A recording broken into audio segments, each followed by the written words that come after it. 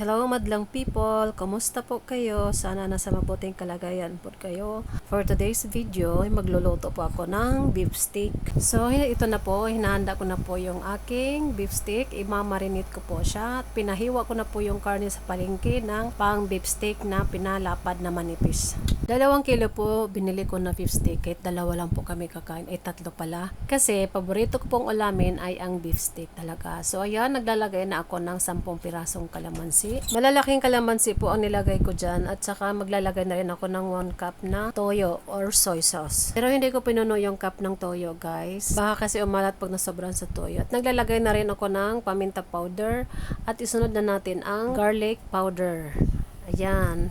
Yung iba kasi pag nagmarinate nito, hindi siya nilalagay ng garlic powder, pero ako naglalagay po ako para masarap po ang lasa. At saka ayan, mix lang natin lahat. Make sure po na ma-mix po yan lahat bago po siya ibabad. Bababad ko po siya ng 3 oras. Pero pwede po siya babad 1 to 2 hours po. Para po manuot po talaga yung lasa niya kapag medyo matagal siya nababad. Tsaka yan, iset aside muna natin siya. At ayun, magpapainit na tayo ng mantika sa kawaling malaki. Kasi kailangan malaki to. Lulutuan natin. At ayan na, malaking kawali po ang nilutuan ko kasi 2 kilo po yung lulutuin ko. So, ginisa ko na yung malaking sibuyas. Isang sibuyas na malaki po yan. Para pang toppings po natin yan mamaya sa beef. Gisa-gisahin lang po natin yan. At pag naghihiwalay na po at nag-golden brown na po, pwede na po siyang hangunin. Hangunin lang natin siya para ipiprito na natin ang beef steak. So, ayan, ilagay na natin pa isa-isa ang ating beef. Ito kasi yung ulam na to, guys, yung beef steak. Kasi matagal siya masira.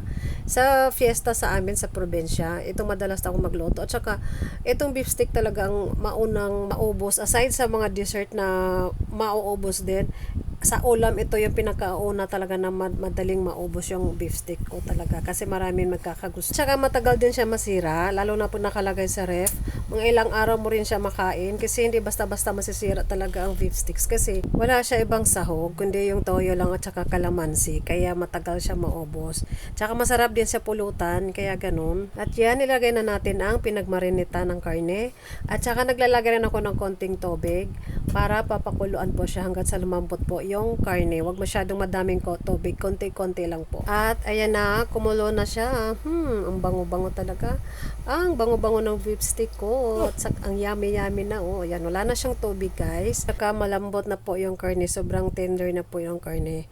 Kasi pinakuluan ko po siya ng 45 minutes po.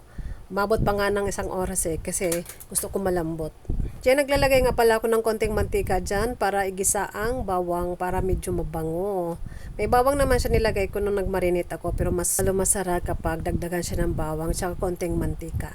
Okay na po yan, guys. Luto na po yan. At atin lang hahalukayin, halu-haluin at ilagay na natin ang ginisa natin kanina na sibuyas. Dito na natin titimplahan ng powder na paminta at saka seasonings, mas lalong masarap. At konting asin. Naglalagay po ako ng konting asin kasi medyo nagtabang na po siya nung nilagyan ko siya ng water kanina. Yummy na. Ang bango-bango niya, guys. Ang bango-bango na po.